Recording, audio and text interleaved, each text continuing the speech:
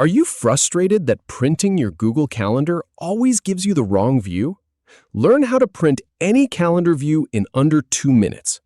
In this quick tutorial, I'll show you the exact steps to change your calendar view and print it perfectly. Start by clicking the Calendar View drop-down menu at the top right. Then, from the options, select the view you'd like to print. For this walkthrough, we'll pick Schedule View.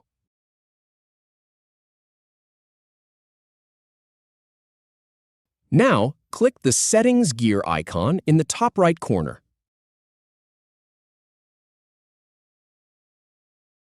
Once the Settings menu opens, go ahead and choose Print. Click the Print button again to send your calendar to the printer. If you have any feedback or if any info is inaccurate, please leave a comment below. We'll do our best to answer or redo the video if needed. Thanks for watching.